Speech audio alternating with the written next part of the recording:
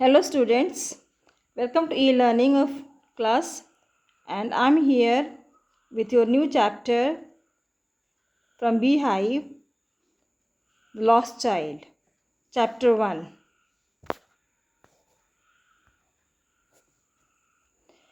And it's written from Moments book by Mulkraj Anand. Mulkraj Anand. He was born on 12 December 1915 in Peshawar, which is in Pakistan, and he died on 28 September 2004 at the age of 98 in Pune, Maharashtra, that is in India. And he was a very well-known writer, and he achieved many awards, and that is Padma Bhushan, International Peace Award in 1953. Here the introduction of the lost child. In this chapter, there is a boy who went in fair with his parents and wanted to buy many things and wanted a ride on roundabout. But whereas his parents refused to buy them. After some time, he lost in the fair, and a strange kind man came and ready to buy all the things which the child wanted earlier. He wanted his mother and father first. Now let's go to the summary. The little child was excited because he was visiting the fair. This journey to the fair was overwhelming.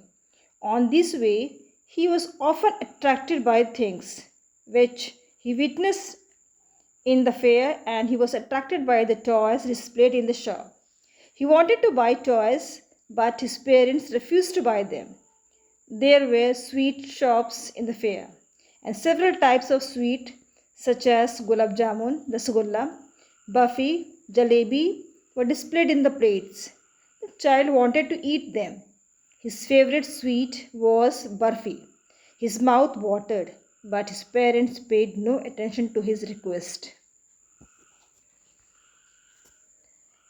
He often walked behind his parents, and sometimes he was attracted by the things in the fair. He lagged behind his parents. In the meantime, his parent also gave him a cautionary call, "Come, child, come." Finally, he came to the place where a roundabout was in full swing. Men, women, children carried away in the whirling motion. They shrieked, they cried with dizzy laughter. The child also wanted to go on the roundabout. He made a request to fulfill his desire, but there was no reply from his parents. Actually, he was attracted by the roundabout. He stayed and watched the roundabout. To his surprise, when he turned to look for his parents, he did not find them. Actually, he was lost. A kind man from the crowd forward and picked him up in his arms. He was ready to buy all the things he wanted earlier, but he refused them. He only said, "I want my mother, I want my father." The man tried to relax the child by taking him to the roundabout swing. He offered him a ride, but the child screamed and wept loudly that he wanted his parents. The man headed towards the place where the snake charmer still played on the flute to swing cobra. "Listen to the nice music, child," he pleaded. But the child shut his ears with his fingers and shouted his double-pitched strain, "I want my mother, I want my father." The man took him near the balloons, thinking that the bright color of the balloon would distract the child's attention and quieten him. "Would you like a rainbow colored balloon?" he persuasively asked. The child turned his eyes from the flying balloons and just sobbed, "I want my mother, I want my father." The man started walking back on the same route which the child had taken. So he took the child to the snake charmer. He asked him to listen to the nice music being played by the snake charmer. The child shut his ears with his fingers and screamed loudly that he wanted his parents. The man took the child to the bright balloon, hoping that he might cheer by seeing them. He offered to balloon, but the child turned and wept and cried for his father. The man, still trying to make him happy, bore him to a gate where the flower seller sat. Look, can you smell those nice flowers? Child, would you like the garland to put round your neck? The man tried to make the child happy and took him to the flower seller. He asked him to smell the fragrance of this flower and offered him a garland. The child turned his nose away from the basket and reiterated his sob. I want my father, I want my mother. And reiterated means repeated. And child refused to smell the flowers, but that he wanted to buy earlier because now his priority was to get his parents.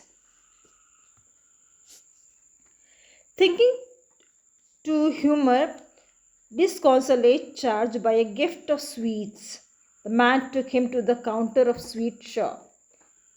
What sweets would you like, child? He asked. The child turned his face from the sweet shop and only sobbed. I want my mother, I want my father. Finally, the man took him to the sweet meat seller and offered to buy sweets for him. Still, the child did not want the favorite sweet but wanted his parents. Now, students, here central idea of this chapter is parents are the most valuable for a child. No doubt, parents do not fulfill all the demands of a child, but it does not mean that they are not well wishers of the child. If they say no, then it have a positive meaning. So in this story, we saw that the child goes on demanding one thing after the another, but his parents did not give him anything. When at last he lost, he cries and says, I want my mother, I want my father. So this is clearly shows that parents have the greatest value in the eyes of their children.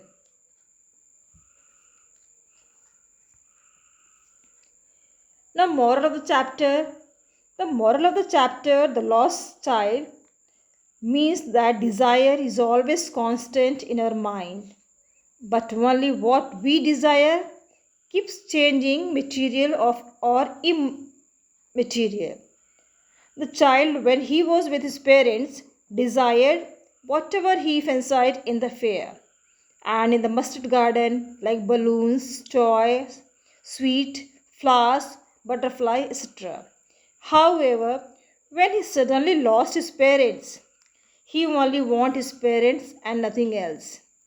The stranger offered something to console him, but the child does not want it anymore, although they were things that he desired earlier but only want his parents now. So earlier the author tells and describes that parents are not fancied by things that child fancies, and so desire keeps changing but never stops. Students, here the word meanings are there. Just read this and find out the parts of the speech of these word meaning. Here are some question answers. That's also for just understanding the text.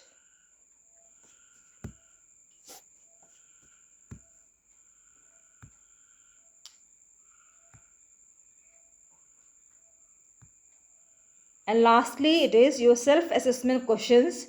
Some 5 questions are there. Who rescued the lost child?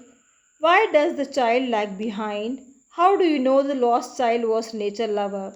How did the man try to soothe the child? So these all 5 questions are there. So after your attention of your chapter, complete this all these question answer in your classwork copy.